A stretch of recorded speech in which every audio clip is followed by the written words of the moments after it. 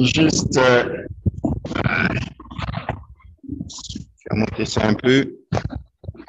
C'est bon? C'est bon là? Sorry, You're not helping. I'm not helping indeed. Bien, bonjour à tout le monde. Merci d'être venu cet après-midi pour notre service d'adoration. Et merci à vous en ligne qui vous joignez à nous. J'espère que vous êtes réveillés.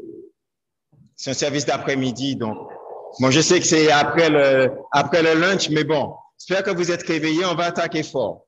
Je vais juste partager avec vous quelque chose que j'ai appris cette semaine et vous allez me dire ce que vous en pensez. Alors, c'est dans Apocalypse, l'un de mes livres pas préférés du tout. Alors, Apocalypse 3. C'est au verset 14, ça dit « Écrit à l'ange de l'église de Laodicée. Voici ce que dit l'Amen, le témoin fidèle et véritable, le commencement de la création de Dieu. Je connais tes œuvres. Je sais que tu n'es ni froid ni bouillant. Puisses-tu être froid ou bouillant? Ainsi, parce que tu es tiède et que tu n'es ni froid ni bouillant, je te vomirai de ma bouche. » Silence complet. Mais pourquoi on commence avec ça pour ce service? Alors, je vais vous expliquer. Je suis sûr que si vous êtes dans le royaume depuis plusieurs années, vous avez sûrement entendu cette écriture-là utilisée pour dire que, bon, ben, si vous êtes tiède, Dieu préférerait encore que vous soyez froid envers lui plutôt que tiède. D'accord? Mais en fait, ce que j'ai appris, c'est qu'en regardant un peu le contexte de la lettre, on se rend compte que Laodicée était située entre deux villes, Hiéradiapolis et Colicie. Et Hiéradiapolis était connue pour ses sources thermales, chaudes, bouillantes, avec un pouvoir de guérison. Et l'autre ville, Colicie, était connue pour ses sources fraîches et rafraîchissantes. Et Laodicée était connue pour une eau médiocre, tiède. Et donc, ce que Jean dit, parce qu'il faut regarder à qui il parle, il envoie la lettre à ceux qui habitent cette ville-là. Donc, ces gens-là, ils savent très bien leur contexte, ils savent très bien où ils vivent. Et en fait, le message de Jean pouvait être plus, OK, Dieu veut qu'on soit utile dans son plan. Il veut être en partenariat avec nous, il veut qu'on soit utile. Et on peut être utile de plusieurs façons. On peut être utile en étant bouillant, chaud, comme une source chaude qui peut permettre de guérir, ou on peut être aussi utile en étant une source froide, rafraîchissante. Et donc, quand il dit, ben, choisissez, mais dans les deux cas, ce sont deux cas qui sont utiles à Dieu. Et donc, ce qu'il dit, c'est ne soyez pas tiède, ne soyez pas au milieu dilué. Choisissez un camp, une façon ou d'une autre, mais peu importe ce que vous choisissez, soyez utile à Dieu dans son plan. Et donc, la raison pour laquelle j'amène ça, et je pense que je trouvais ça très, très à propos pour aujourd'hui et pour maintenant, c'est parce que, comme vous savez, en tant qu'Église, on commence une nouvelle étape, on est dans un nouveau local et on a un plan avec une équipe offensive et une équipe défensive. Et donc, peu importe ce que vous choisissez, c'est utile au développement de l'Église. Par contre, une chose qui n'est pas utile, c'est que vous êtes nulle part. Et donc, par conséquent, ne soyez pas tiède. Soyez offensif ou défensif, soyez bouillant ou froid rafraîchissant ou bouillant avec des pouvoirs de guérison, mais ne soyez pas tiède. Donc, j'espère que ça vous aura pas découragé qu'on commence avec une écriture comme celle-là, mais je pense que c'est important de voir le contexte, d'apprendre et puis de pouvoir regarder la Bible et surtout de continuer à être encouragé et à voir comment son application pratique au quotidien est toujours valable aujourd'hui pour nous en 2022. Donc, avant de continuer par un mot de prière, je vais juste partager quelques nouvelles parce qu'il y a des gens dans notre communauté qui souffrent. Il y en a beaucoup plus qui souffrent que je connais, mais en tout cas, il y en a deux que je voudrais souligner plus particulièrement. Il y a notre frère Sonny qui est originaire du Nigeria. et qui vient d'être diagnostiqué avec le cancer. Donc, on va être là avec lui. On va pouvoir continuer à voir comment ça se développe et exactement c'est quoi le diagnostic et où il en est, de façon à ce qu'on puisse être là pour lui. Quoi qu'il en soit, on peut tous prier pour lui. Prier pour que sa situation s'améliore, pour que les médecins puissent trouver le traitement adéquat. La deuxième personne, c'est Shirley. Shirley a eu un accident de voiture et est à l'hôpital. Et la situation est stable pour l'instant. Par contre, on n'a pas trop d'informations. Les médecins ne savent pas trop exactement quelles sont les prochaines étapes. Et par conséquent, cette situation-là met beaucoup de stress sur la famille, comme vous pouvez vous en douter. Et donc, ce qu'on va vous demander, c'est de prier pour Shirley, pour que son état s'améliore, pour que les médecins puissent faire le bon diagnostic, pour qu'on puisse savoir ce qu'il en est et qu'elle puisse recouvrer une vie normale. Par contre, je vais aussi vous demander, par respect, là où vous pouvez être utile pour la famille, c'est surtout de ne pas la contacter, la famille. Elle sait pertinemment que Edna est ici pour ça. Ils savent pertinemment que vous êtes là et que vous voulez aider. Et c'est bien, on veut aider. Mais la façon d'aider aujourd'hui, c'est en priant. S'il y a des besoins particuliers, on vous les fera savoir. Et si vous avez besoin d'informations particulières là-dessus, je suis votre point de contact. Si vous voulez savoir comment elle va, au moins les nouvelles qu'on peut divulguer à ce stade, vous pouvez m'appeler, me contacter. Vous avez mon WhatsApp, vous avez mon email, vous avez mon numéro de texto, vous pouvez m'appeler. Par contre, je vous demander de ne pas contacter Edna, de ne pas contacter sa famille, parce que quand tout le monde le fait en même temps, ils ont déjà suffisamment à gérer pour pouvoir en plus avoir à vous répondre, à répondre à vos demandes. Donc, j'espère que ça fait du sens, que c'est clair pour tout le monde. Et encore une fois, je suis votre point de contact. Donc, si vous avez des questions après ou dans la semaine ou autre, vous pouvez toujours me contacter. Donc, on va continuer le service après les chants et cette introduction par une prière. Prions.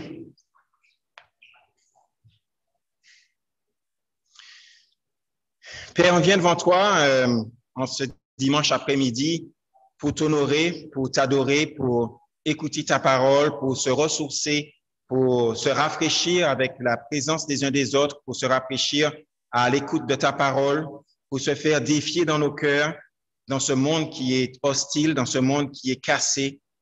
Et Père, comme tu le sais, nous sommes fragiles. Nous avons besoin de beaucoup d'aide. Il y a tellement de choses que l'on ne peut pas faire sans ton soutien, que l'on ne peut pas faire sans ton esprit, que l'on ne peut pas faire sans ton aide, que l'on ne peut même pas faire sans l'aide que tu nous donnes à travers nos frères et sœurs. Père, on vient vraiment te présenter cette semaine qui commence. Nous te demandons de la bénir, te demandons de nous protéger de toutes les attaques du malin, les attaques physiques, émotionnelles, psychologiques, physiques, spirituelles, bien sûr. Et nous venons t'amener tous les besoins de ceux qui souffrent dans notre communauté, Père. Avec Sonny et Shirley, dont on sait principalement ce dont on a parlé aujourd'hui. Père, nous te demandons de travailler à travers les mains des médecins, les mains du personnel hospitalier. Père, on est tellement contents et fortunés d'être dans un pays où les soins sont disponibles, Père. Mais je te prie de continuer à aider le personnel hospitalier de façon à ce que les meilleurs soins soient délivrés et que tu puisses, à travers eux, ramener à une complète guérison Shirley et Sonny. Je te prie aussi pour tous ceux dont les noms ne sont pas cités, mais qui sont tout aussi affectés par des problèmes de santé. Père, je te prie d'être avec eux, que ça soit ici à Montréal, mais aussi à Ottawa, Père. Je te prie d'être avec leur famille, d'être avec nous de façon à ce qu'on puisse amener le meilleur soutien possible, le soutien le plus adapté. Père, on est tellement content de savoir que tu es là, que tu peux tout, que rien ne te surprend, que tout est possible pour toi, Père. Qu'on a foi que non seulement tout est possible pour toi, mais tu es un Dieu qui est bon. Tu es un Dieu d'amour et tu sais exactement tout ce que tu nous donnes. Je te prie de nous apprendre à voir la réalité avec tes yeux, de façon à ce que l'on accorde plus d'importance au spirituel qu'au matériel. Père, je te prie pour le service d'aujourd'hui, que ce soit un service qui nous rapproche de toi, qui nous rapproche les uns des autres, que ça soit un service qui nous permette en tant que communauté de nous unifier derrière une vision et une marche commune au moment où on continue ce nouveau chapitre de notre communauté dans ce lieu ici et que très bientôt, Père, on puisse être beaucoup plus nombreux à venir en personne, t'adorer et partager ce moment les uns avec les autres. Je te remercie, Père, pour ton infinie bonté, pour ta grâce que tu nous donnes gratuitement, pour le sacrifice de ton Fils. C'est en son nom que je t'ai prié. Amen. Amen. Donc, mettons-nous debout, on va faire un chant avant d'introduire notre messager de après-midi, Stanley, qui va rentrer en profondeur dans les Écritures. Ain't no rock. Ain't no rock gonna stand in my place. As long as I'm alive to glorify His holy name. Ain't no rock gonna stand in my place. As long as I'm alive to glorify His holy name. Let's sing and praise His holy name. As long as I'm alive to glorify His holy name. Let's sing and praise His holy name. As long as I'm alive to glorify His holy name. Ain't no tree gonna lift its branches. I lift my hands to glorify His holy name. Ain't no tree gonna lift its branches. I lift my hands to glorify His holy name. Let's sing and praise His holy name. As long as I'm alive to glorify His holy name. Let's sing and praise His holy name. As long as I'm alive to glorify His holy name. Ain't no bird gonna sing in my place. I sing my voice to glorify His holy name. Ain't no bird gonna sing in my place. I lift my voice to glorify His holy name. Let's sing and praise His holy name. As long as I'm alive to glorify His holy name. Let's sing and praise His holy name. As long as I'm alive to glorify His holy name. Ain't no tree, no bird gonna stand in my place. I lift my voice to glorify His holy name. Ain't no rock, no tree, no bird gonna stand in my place. I lift my life to glorify His holy name. Let's sing and praise His holy name. As long as I'm alive to glorify His holy name. Let's sing and praise His holy name. As long as I'm alive to glorify His holy name. As long as I'm alive to glorify His holy name. As long as I'm alive to glorify His holy name. Amen. Asseyez-vous, s'il vous plaît. Merci Emmanuel. Aujourd'hui, c'est un one-man show. Bon retour à ceux qui étaient en vacances. Il y en a beaucoup qui étaient en vacances, donc bon retour. Bienvenue à Chris Patterson, qui est un frère d'Ottawa. En fait, un des piliers de l'Église d'Ottawa. On est vraiment content de t'avoir avec nous, Chris. Et bienvenue à la famille Kelly. On est toujours heureux de voir la famille Kelly. Ils sont un peu plus nombreux que d'habitude. Bienvenue à vous tous. En fait, je suis très, très heureux de partager avec vous cet après-midi. Il faut que je m'habitue à dire cet après-midi. C'est nouveau. Et j'espère que les quelques mots que je vais partager avec vous vont vous être utiles. Parce que, je le redis souvent, le point d'être ensemble en tant qu'Église, c'est d'en retirer quelque chose de concret. Sinon, on est en train de perdre notre temps. Et je ne veux pas vous faire perdre votre temps. Donc, j'espère que ce que vous allez entendre cet après-midi va vraiment vous aider. Avant même de commencer avec la leçon, je vais vous encourager, si vous ne l'avez pas encore fait, à aller vous procurer une petite coupe de communion parce que nous allons prendre la communion ensemble. Donc, voilà ça, ce à quoi ça a l'air. Et puis, on veut vous inculquer cette habitude en venant à l'entrée, juste sur la table d'entrée, de prendre une petite coupe parce que c'est ce qu'on fait à la fin de notre service. On commémore la mort et la résurrection de notre Sauveur. Donc, on prend ce repas ensemble. Bien entendu, c'est symbolique.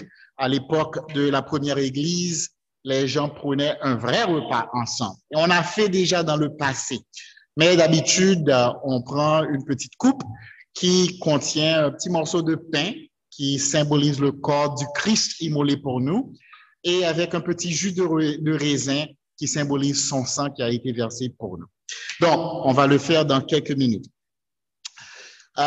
J'ai été malade la semaine dernière et ça m'a donné le temps, l'opportunité de rester allongé pendant longtemps, puis de faire un peu de philosophie, si vous voulez, de réfléchir sur la vie.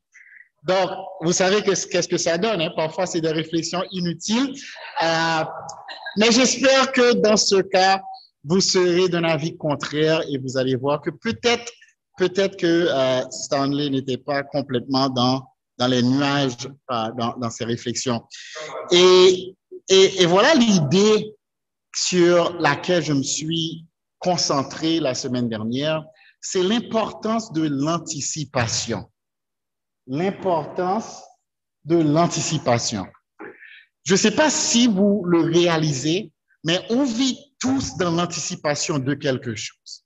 En fait, comme je l'ai dit, il y a plusieurs d'entre vous qui êtes revenus de vacances. Eh bien, vous êtes soit satisfait de vos vacances ou vous êtes déçus de vos vacances.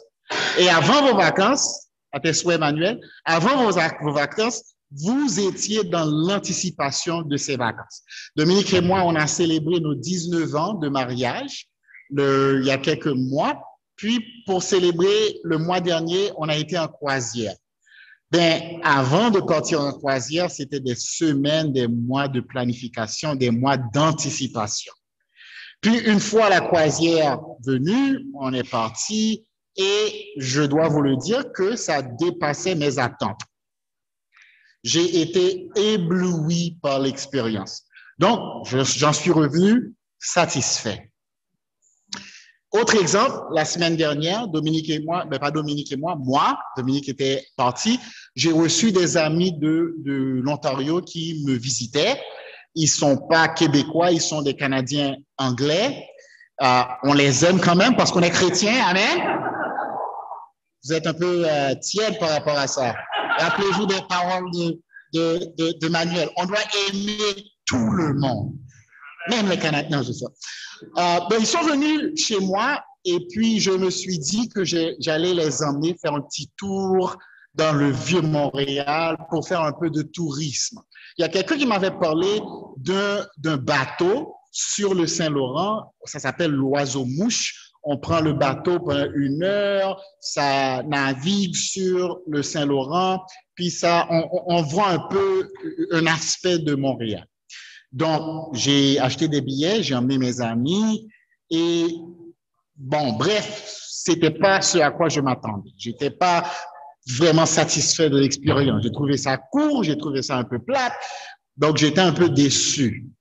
Peut-être pas un peu.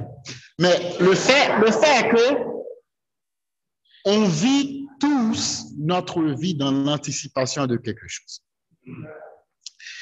De jour en jour, de semaine en semaine, de mois en mois, on vit soit la déception, soit la satisfaction. Puis ça s'applique à tout. Tu commences une nouvelle relation, puis tu as des attentes. Puis ça peut amener à la hauteur de tes attentes ou ça peut décevoir. Donc au final, tu es soit satisfait, soit déçu. Tu commences une nouvelle job, tu commences un nouveau régime alimentaire, tu commences une nouvelle amitié. Tout dans la vie tend soit à satisfaire, soit à décevoir. Est-ce que vous êtes là avec moi? Vous êtes d'accord avec moi jusqu'à présent? Donc, quelqu'un peut dire, mais quel rapport? On est à l'église. Mais justement, ça a un rapport à l'église. Parce que l'église, on vient à l'église, on a des attentes. Et si ces attentes ne sont pas comblées, ben veut pas, on va être déçus. Puis on a tous des attentes. Il n'y a personne ici qui n'a pas d'attente. C'est humain d'avoir des attentes. Pélagie dit qu'elle n'a pas d'attente. Moi, j'ai l'attente que Pélagie a des attentes. Parce qu'on a tous des attentes. OK? Tout le monde a des attentes. Et on est soit déçu, soit satisfait. On vient à l'église, on a des attentes. On a des attentes pour la qualité du message, la qualité des chants, les interactions. On a des attentes par rapport aux autres. Est-ce qu'ils vont venir vers moi? Est-ce qu'ils sont mes amis vraiment, réellement? Est-ce qu'ils se fichent de ma vie? Est-ce qu'ils sont sincères quand ils me disent bonjour? On a tous des attentes. On va aller un peu plus loin. On a des attentes par rapport à Jésus. On vient à Jésus, on a des attentes. Est-ce que ma vie va changer? Est-ce que mes problèmes vont être résolus? Est-ce que je vais avoir la santé? Est-ce que je vais progresser dans ma vie professionnelle? Est-ce que je vais avoir de vrais amis? Est-ce que je vais avoir cette vie épanouissante et abondante dont la parole me parle? On a tous des attentes. Puis souvent, lorsque ces attentes ne sont pas comblées, on en est déçu. Puis c'est ce que ce passage dit, Proverbe 13, verset 12. Il nous dit, l'espoir différé rend le cœur malade. Mais un désir accompli est un arbre de vie. Quand on met son espoir ou son espérance ou ses attentes dans quelque chose, puis ça s'accomplit comme on s'en attendait ou au-delà de ses attentes, la Bible dit qu'on s'en réjouit. La joie est débordante. Mais quand ces attentes ou quand la manifestation de ces attentes n'est pas telle ce qu'on avait escompté ou ce qu'on avait estimé, on en devient découragé. Puis c'est la réalité de la vie spirituelle de tout le monde ici. Il y en a parmi nous qui ont le cœur malade. On est déçus. On est découragés. Il y en a parmi nous qui débordent de joie. On est satisfait. Puis le monde, comme la copine de Spider-Man, dit souvent, la meilleure chose à faire, c'est de ne pas avoir d'attente. Comme ça, tu ne seras pas déçu. Il ne faut pas avoir d'attente dans la vie. Il ne faut pas t'attendre à ce que les gens soient gentils. Il ne faut pas t'attendre à ce que les gens soient bons. Il faut t'attendre à absolument zéro. Puis comme ça, tu ne seras jamais déçu. Mais c'est une façon de vivre sa vie, d'avoir aucune attente. Non, c'est humain d'avoir des attentes. OK? Vous avez, sans aucun doute, été déçus. Déçus par l'Église, déçus par Jésus. Mais vous savez quoi? Vous n'êtes pas les seuls. Dans la Bible, on voit des gens qui étaient déçus. Puis on va lire un passage dans Luc 24, verset 21. Luc 24, verset 21, je vous donne un peu le contexte. C'est 3 jours après la crucifixion de Jésus. Puis l'évangéliste Luc nous parle de 2 disciples de Jésus qui faisaient chemin, puis qui discutaient de la mort de Jésus. Puis Jésus commence à marcher avec eux. Mais Dieu, l'Esprit Saint, je ne sais pas comment, leur avait empêché de reconnaître Jésus. Donc, ils ne pouvaient pas reconnaître Jésus. Puis Jésus est en train de marcher avec eux, puis ils expliquent à Jésus leur déception. Puis écoutez ces mots. Ils disent à Jésus, nous espérions, en parlant du Messie, nous espérions que ce serait lui qui délivrerait Israël. Mais avec tout cela, voici le 3e jour que ces choses sont arrivées. Donc, ils sont en train d'exprimer leur déception. Ils sont en train de dire à Jésus, on avait mis tout notre espoir en cet homme. On pensait qu'il était le Messie. On pensait qu'il allait nous délivrer de l'oppression romaine. On pensait. Mais voilà, il est mort et puis ça fait 3 jours. Ils avaient le cœur malade. Ils avaient le cœur brisé.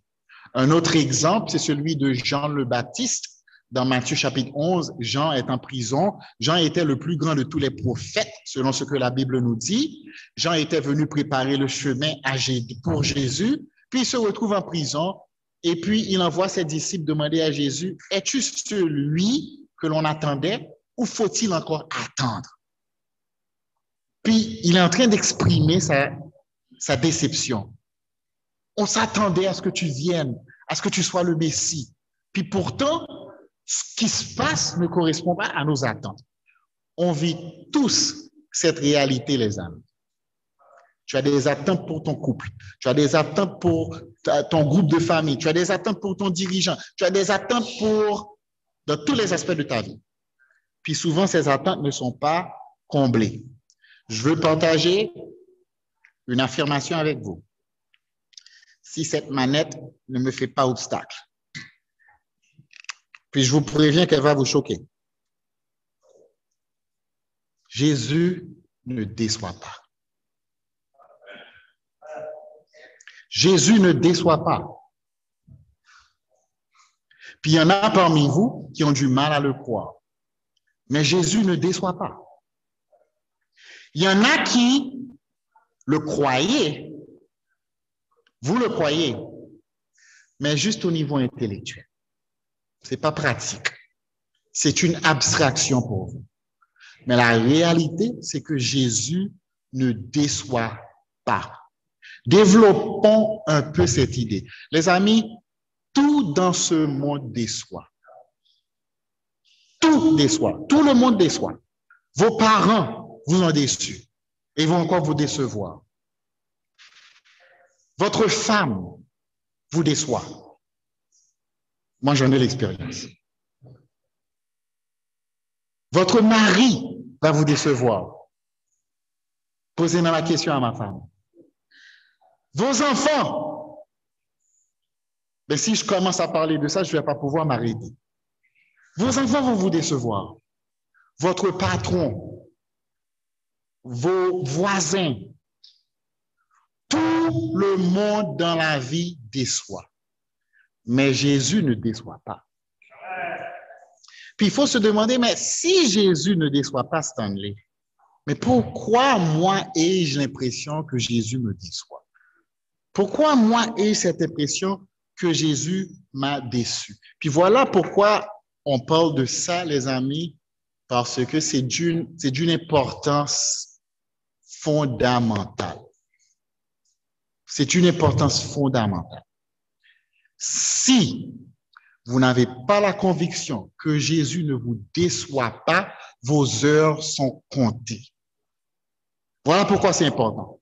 Parce qu'il n'y a personne qui constamment reçoit la déception qui continue dans cette relation-là. Donc, si Jésus vous déçoit et continue à vous décevoir, vous n'allez plus vouloir une relation avec Jésus. Ça, je vous le garantis.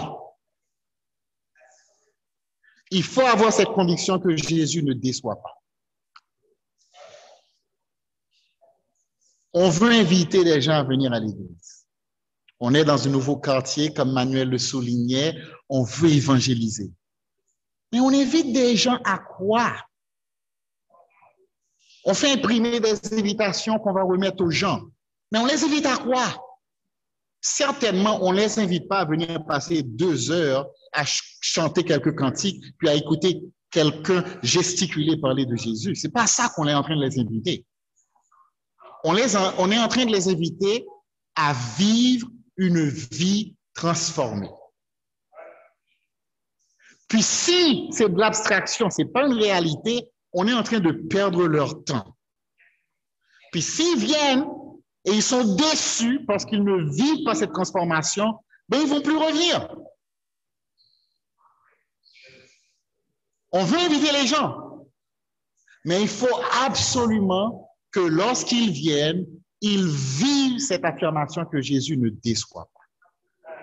Puis si toi, tu penses que Jésus te déçoit, c'est vraiment difficile de convaincre un autre qu'il ne déçoit pas. OK? Docteur, soigne-toi toi-même, comme on dit. Donc, il faut que ça commence avec nous. La promesse que la Bible nous fait, c'est que Jésus ne déçoit pas. Regardez avec moi dans Romains 9, verset 33.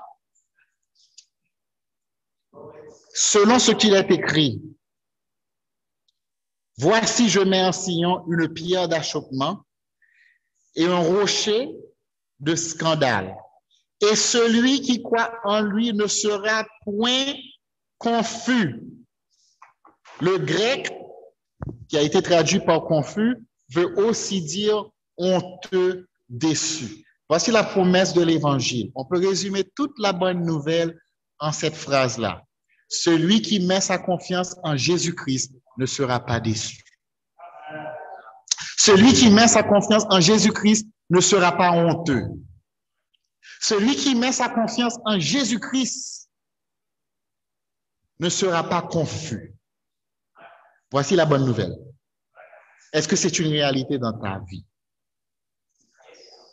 Parce que si ce n'est pas une réalité dans ta vie, puis tu ne peux pas convaincre quelqu'un d'autre que ce sera une réalité dans la sienne. Moi, j'affirme que c'est une réalité dans ma vie. Voilà pourquoi je suis là encore avec vous. Puis il faut que ça soit une réalité. Maintenant, je peux dire, bon, Stanley, c'est de belles paroles que tu prononces.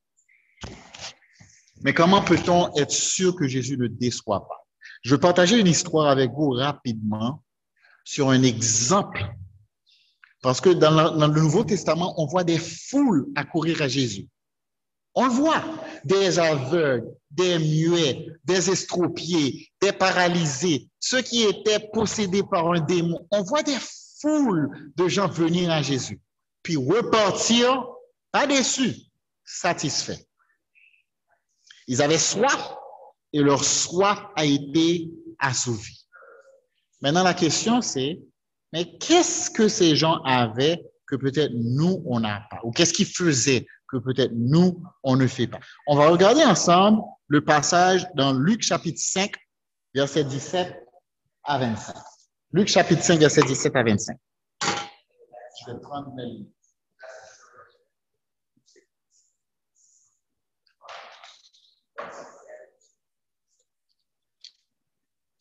OK, Luc 5, verset 17 à 25. Écoutez ce que Luc nous dit. Un jour, Jésus enseignait, les pharisiens et les docteurs de la loi étaient là, assis, venus de tous les villages de la Galilée, de la Judée et de Jérusalem, et la puissance du Seigneur se manifestait par des guérisons. Et voici des gens portant sur un lit un homme qui était paralytique, cherchaient à le faire entrer et à le placer sous ses regards. Comme ils ne savaient pas où l'introduire, comme ils ne savaient pas où l'introduire à cause de la foule, ils montèrent sur le toit, ils le descendirent par une ouverture avec son lit au milieu de l'assemblée devant Jésus. Voyant leur foi, Jésus dit, « Homme, tes péchés te sont pardonnés. » Les scribes et les pharisiens se mirent à raisonner et à dire, « Qui est celui-ci qui profère des blasphèmes? Qui profère des blasphèmes? Qui peut pardonner les péchés si ce n'est Dieu seul? » Jésus, connaissant leurs pensées, prit la parole et leur dit, « Quelle pensée avez-vous dans vos cœurs? Lequel est le plus aisé de dire, « Tes péchés te sont pardonnés » ou de dire, « Lève-toi et marche » Or, afin que vous sachiez que le Fils de l'homme a sur la terre le pouvoir de pardonner les péchés, je te l'ordonne, dit-il au paralytique, « Lève-toi, prends ton lit et va dans ta maison. » À l'instant, il se leva en leur présence, prit le lit sur lequel il était couché et s'en alla dans sa maison, glorifiant Dieu. Tous étaient dans l'étonnement et glorifiaient Dieu. Remplis de crainte, ils disaient, « Nous avons vu aujourd'hui des choses étranges. » Une histoire fascinante. Puis il y a tellement de choses qu'on pourrait dire par rapport à cette rencontre que Jésus a eue avec cet homme-là. On va se concentrer sur les points saillants.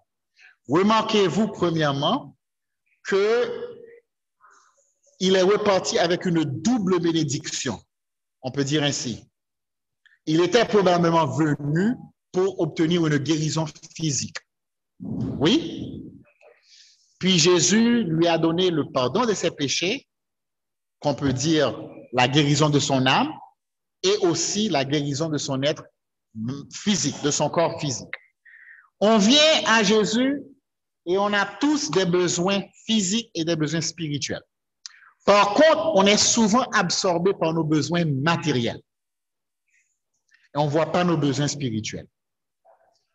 Puis c'est comme le monde à l'envers avec Dieu. C'est comme si nous, on est obsédé par nos besoins physiques et puis nos besoins spirituels, c'est comme une arrière-pensée. Alors que pour Dieu, c'est l'inverse. Dieu est obsédé par nos besoins spirituels, puis nos besoins physiques, c'est une arrière-pensée. Là, je spécule. Je ne connais pas la pensée de Dieu. Je vous dis ce que je pense. L'homme a fait tous ses efforts, toutes ses péripéties pour devenir devant Jésus parce qu'il voulait être guéri. Puis il semble que Jésus lui a donné la guérison comme une arrière-plan, comme un après-coup. Puis je me demande, et si les pharisiens n'avaient rien dit? Et si les pharisiens n'avaient pas été critiques de Jésus? Est-ce que Jésus l'aurait laissé comme ça? On ne sait pas. Par contre, ce qui est clair, c'est que ses besoins spirituels, la guérison de son âme, était le plus important pour Jésus. Si vous ressortiez d'ici, si vous repartiez d'ici avec une simple guérison spirituelle, est-ce que ça serait suffisant pour vous? Puis peut-être c'est ça qui déçoit avec Jésus. Parce que parfois on s'en fout de la guérison spirituelle. Ce qu'on veut, c'est nos besoins physiques. Puis lorsqu'on n'obtient pas ces besoins, peut-être que c'est une raison pour laquelle qui nous rend déçus. Puis si on apprenait à voir le monde, à voir la vie comme Dieu, lui, le voit, peut-être qu'on accorderait plus d'importance à nos besoins spirituels. Peut-être, je dis. Et j'insiste sur le peut-être, je ne sais pas. Mais il y a 3 choses ici qui sont remarquables. Premièrement, cet homme vint vers Jésus avec la foi. Une croyance, une confiance que Jésus peut guérir. Puis c'est ce que ça prend. Jésus disait souvent qu'il te soit fait selon ta foi. Il croyait que Jésus pouvait le guérir. Il a été vers le Seigneur avec la foi. Puis la Bible nous dit, partout dans le Nouveau Testament, si tu n'as pas la foi, ne t'attends pas à recevoir quoi que ce soit de la part du Seigneur. Il faut avoir la foi. Il faut avoir confiance. Donc, il est venu avec la foi. En plus, il est venu avec la détermination. On ne sait pas son arrière-plan, on ne sait pas son contexte, on ne sait pas son histoire, on ne sait pas s'il avait essayé, comme la femme qui souffrait d'hémorragie, d'aller chez les médecins. On sait rien de lui. Par contre, on sait qu'il n'y avait aucune autre solution à ses yeux. Pour lui, c'était Jésus ou rien d'autre. Puis il était prêt à vaincre tous les obstacles. Je ne sais pas si vous connaissez l'histoire de Pi de Yann Martel. On avait fait un film là-dessus il y a plusieurs années. Puis il y a quelque chose de très intéressant dans le caractère de Pi. Comme vous le savez, Pi, c'est un Indien. Mais il dit que moi, je suis chrétien, musulman et indien. On lui dit, explique-toi. Il dit, mais je prie à tous les dieux parce que je ne sais pas lequel va me répondre. Puis, on peut trouver ça ironique, mais est-ce que dans la pratique, parfois, on ne fait pas la même chose? On va essayer avec Jésus, mais on va essayer avec autre chose aussi. En fait, on va tout essayer parce qu'on ne sait pas qu'est-ce qu'il va donner. J'ai grandi en Haïti dans une culture où on appelle ça le syncrétisme religieux. Les gens vont à l'église, mais ils pratiquent le vaudou également. On ne peut pas mettre 2 choses opposées ou plus contraires l'un à côté de l'autre. Mais ils vont dire, hey, on ne sait pas si Jésus ou si mon Dieu africain va répondre. On essaie tout. Puis, lorsqu'on a la détermination, les amis, cette option n'est pas possible. C'est Jésus et exclusivement Jésus. Il n'y a aucun obstacle qui nous empêche. Imaginez-vous la démarche. Il y avait des foules. L'audacité, la créativité, l'intrépidité de monter sur le toit de quelqu'un d'autre, de faire un trou. Rien au monde allait leur empêcher de paraître devant Jésus. Puis c'est ce que ça prend. C'est ce que ça prend pour voir les miracles. Puis dernièrement, il s'est fait aider. Il n'a pas été seul. Comment l'aurait-il pu? Il est un paralytique. Il a eu 4 amis. Est-ce qu'ils les ont payés? On ne sait pas. Est-ce qu'il les a payés, ces 4 amis? Est-ce qu'il les a menacés? On ne sait pas. On sait par contre qu'ils étaient aussi engagés que lui dans la mission de l'amener vers Jésus. Puis, la formule que j'en déduis, la simple recette que j'en déduis, c'est que si nous, on ne veut pas être déçus de la part de Dieu, il faut aller vers Dieu, il faut aller vers Jésus avec la foi. Mais la foi, ça ne veut pas simplement dire croire. Ça veut dire faire confiance. Puis lorsqu'on fait confiance, on fait ce qu'on nous dit de faire.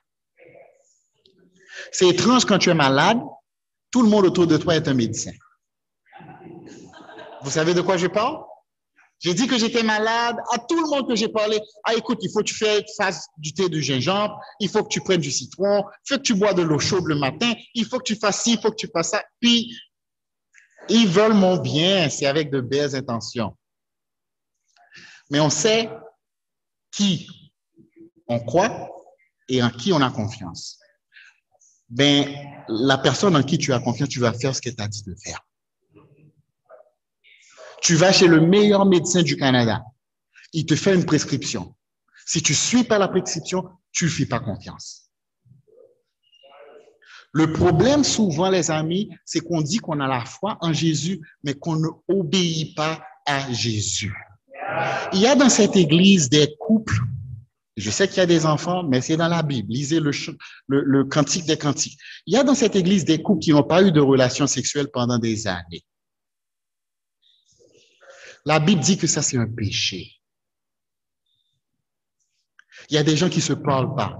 La Bible dit que ça, c'est un péché. Il y a des gens qui sont ancrés dans la pornographie. La Bible dit que c'est un péché. Puis on peut faire ce qu'on veut, dire ce qu'on veut, mais si on n'obéit pas à Jésus, on va être déçu parce que sa puissance ne peut pas se manifester dans un cœur qui est désobéissant. Il faut obéir. La preuve de ta foi, c'est l'obéissance. Et la Bible dit l'obéissance jusqu'à la mort. Mais souvent, on veut obéir jusqu'à ce qu'on soit inconfortable. On ne veut pas aller au-delà de notre confort. On peut se faire des illusions, on peut se dire ce qu'on veut. Mais si tu as la foi en Jésus, tu fais ce que Jésus te demande de faire. Point barre. Point barre. On peut philosopher autant qu'on veut, mais il n'y a pas à revenir de là. La foi conduit à l'obéissance, même lorsqu'on n'en a pas le désir de le faire. Il y a des gens qui veulent construire une vie à leur façon. Mais ce n'est pas Jésus que tu suis. Parce que si tu suis Jésus, tu veux obéir à ton maître. Tu fais ce qu'il te dit. C'est ça la foi. Je dis, mais Stanley, personne n'est parfait. On est tous pécheurs. Oui, mais il ne faut pas le dire de cette façon-là. Parce que quand tu le dis de cette façon-là, quand je le dis de cette façon-là, ça s'appelle une justification. On peut dire qu'on est pécheur. On peut dire qu'on n'est pas parfait. Mais il faut le dire avec une attitude de contrition. Il faut le dire avec de la peine dans le cœur, qu'on blesse notre Seigneur. Mais si à chaque fois qu'on te défie ou à chaque fois que tu es mis au défi par la parole, tu dis, mais je suis pécheur et je ne suis pas parfait, ce n'est pas la bonne attitude. C'est un standard tellement élevé. Est-ce qu'on peut y arriver? Ben oui, parce que le Seigneur ne nous demande de faire rien qui est au-delà de nos forces. Puis il faut la détermination, les amis. Il faut persévérer. Il faut persévérer. On ne peut pas y arriver sans persévérer. C'est cette détermination qui nous pousse à vaincre tous les obstacles. Et on a besoin d'amis, on ne peut pas y arriver seul. Il n'y a personne qui est devenu un chrétien seul. Il n'y a personne qui sait enseigner la Bible à lui-même. Il n'y a personne qui s'est baptisé lui-même.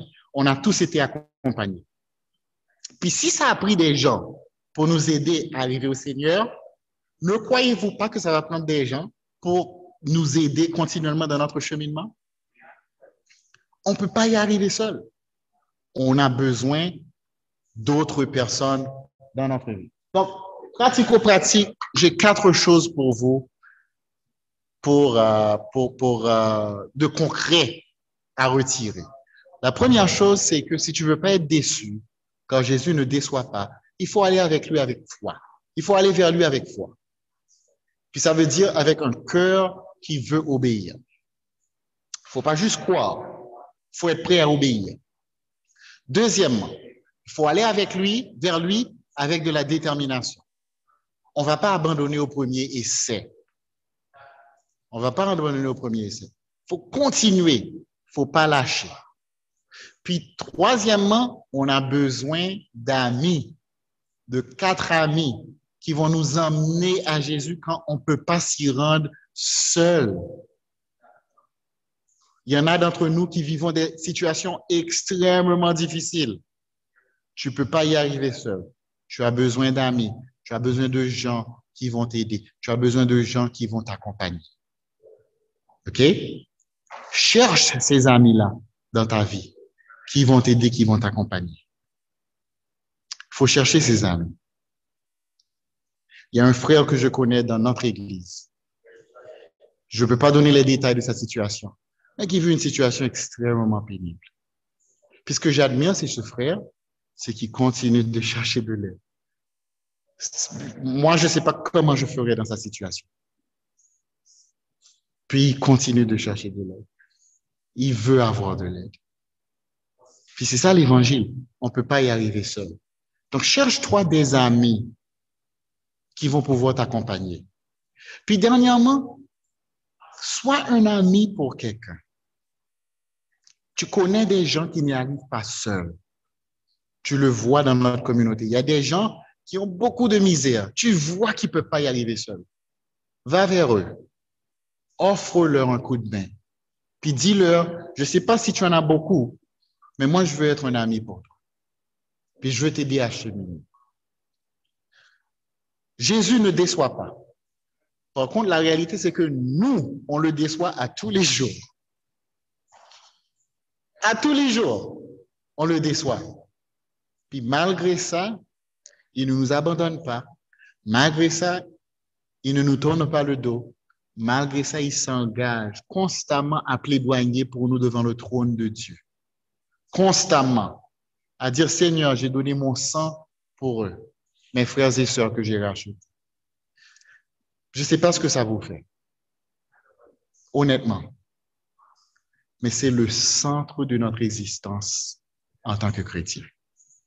Le fait que Jésus a donné sa vie pour nous et que jour et nuit, il plaidoie en notre faveur.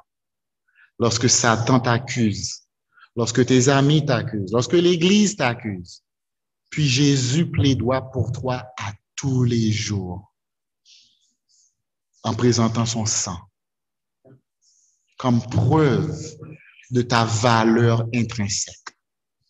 Ce monde te dit qu'il te faut un diplôme, il faut que tu sois médecin, il faut que tu sois avocat, il faut que tu aies un MBA, il faut que tu travailles, il faut que tu aies une carrière fulgurante, il faut que tu aies une voiture, il faut... Puis Dieu te dit, tel que tu es, tu ne peux pas avoir plus de valeur à mes yeux. Voici le message de l'Évangile. J'espère que ces quelques mots vous seront utiles. À vous d'en décider.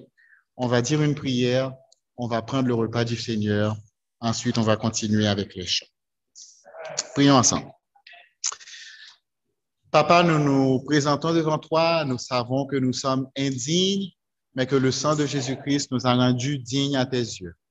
Et nous venons avec toi, vers toi, avec l'attente de voir ta grâce se manifester dans nos vies. Seigneur, je te prie pour moi-même de me guérir de tout mal, de me pardonner de tous mes péchés, de me donner la force de vaincre toutes les tentations auxquelles je suis confronté. Je te prie de me donner un cœur plein d'amour comme celui de Jésus pour mes frères et sœurs, et surtout pour ceux qui ne font pas partie de cette communauté. Enlève l'indifférence de mon cœur et remplis-moi de l'amour du Christ. Je te prie pour tous mes frères et sœurs qui sont ici. Tu connais leurs souffrances, tu connais leurs peines, tu connais les défis auxquels ils font face. Tu connais la fatigue qui les anime, Seigneur. Je te prie d'intervenir par ta grâce et par ton amour. Manifeste-toi de façon concrète. Fais qu'ils puissent sentir ta présence. Offre-leur tout au moins cette guérison spirituelle aujourd'hui.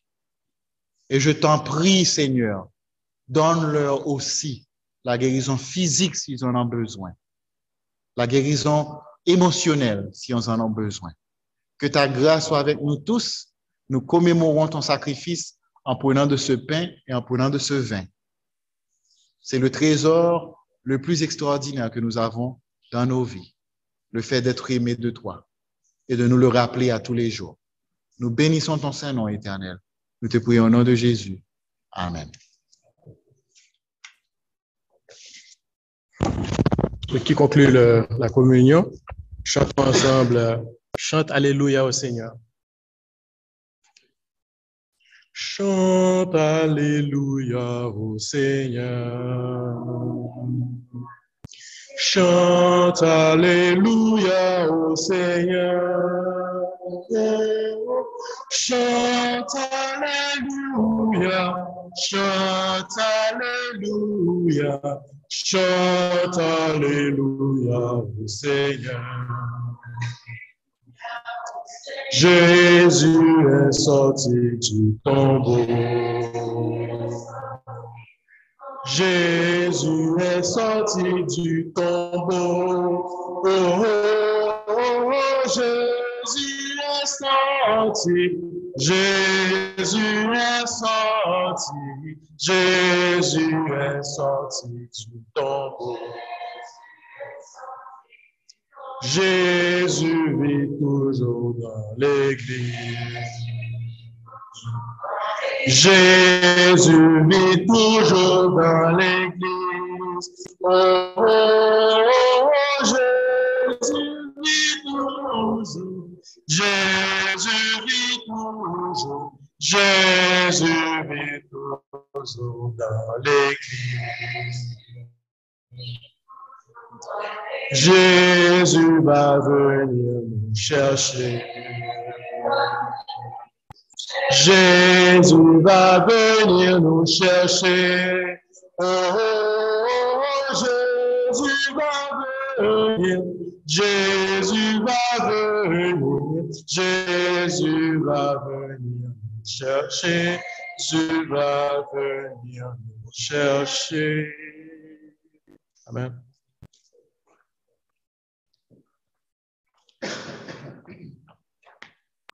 Merci Stanley pour ton message. C'est tout un buffet. Je ne sais pas pour vous quel point vous a frappé. Il y a multiples points. Je sais qu'on vit tous les déceptions dans la vie. On vit des déceptions avec les autres. On vit des déceptions même envers nous-mêmes, de ne pas arriver à nos propres objectifs. Mais le fait qu'on n'a pas de déception en Jésus, c'est un point qui m'a fait réfléchir. Peut-être que c'est la foi ou la détermination ou les amis. Je ne sais pas qu'est-ce qui est venu vous chercher par rapport au message aujourd'hui. Moi, personnellement, j'ai réfléchi beaucoup aux dernières 2 années. On a tous vécu des défis et vraiment, ce qui m'a frappé, c'est le point qui m'a touché le plus. C'est le fait que dans les 2 dernières années, avec l'isolement qu'on a eu entre nous, mes amis étaient moins là. C'est pas qu'ils étaient pas là, c'est qu'il y avait plus de distance et c'était plus difficile. Et moi, c'est ce qui m'a touché, ce point des amis et l'importance de ça. Mais merci beaucoup, Stanley, pour ton message, très touchant. Mais je suis content qu'il était enregistré aussi. Donc,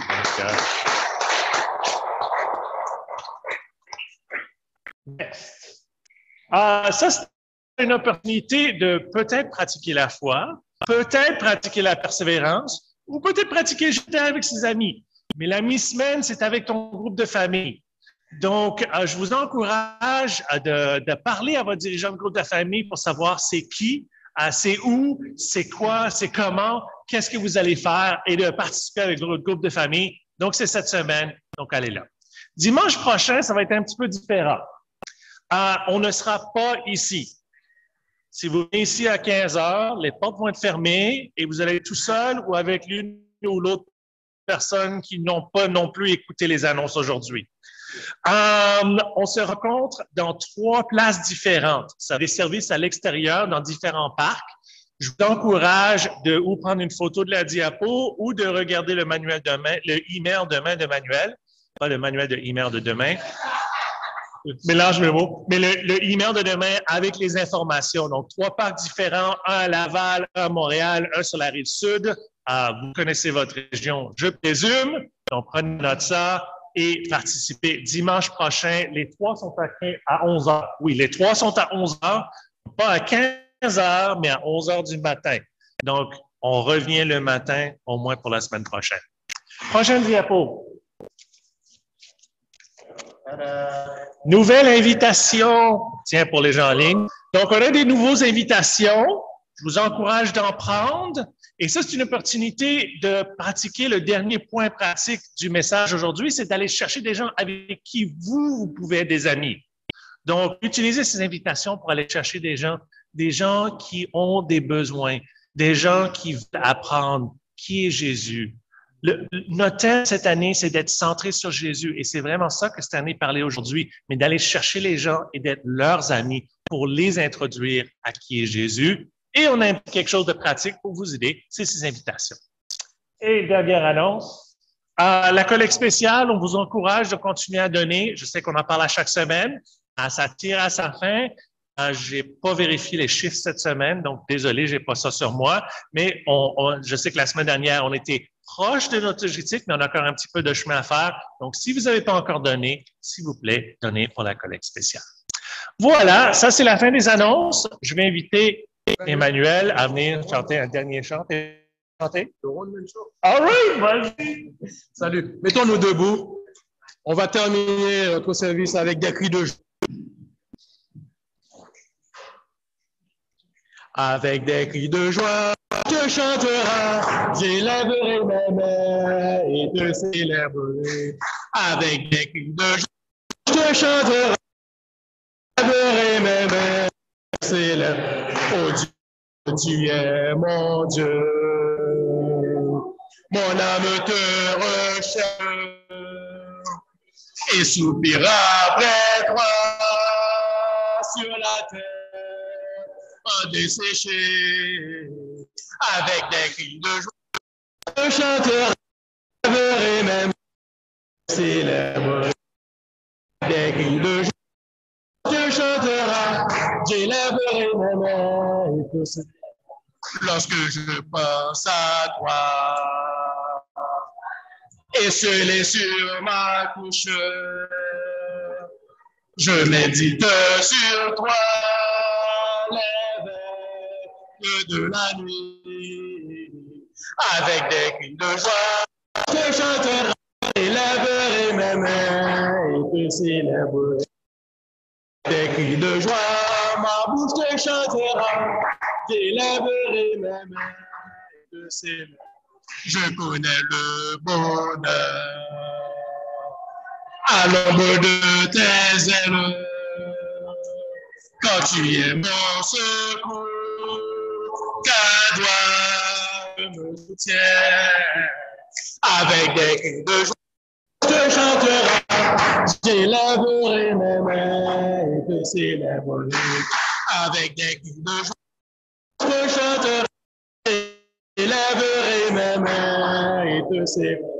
J'aime te contempler quand dans ton sanctuaire. Ta gloire resplendit, ta puissance se révèle. Avec des cris de je chanterai, j'élèverai mes mains, te célébrerai. Des cris de joie, ma bouche te chanterai, j'élèverai mes mains, te célébrerai. Avec des cris de joie, je chanterai. J'élèverai mes mains, te célébrerai. Avec des cris de joie, ma bouche te chantera, j'élèverai mes mains et te célébrerai. Amen. Bonne semaine.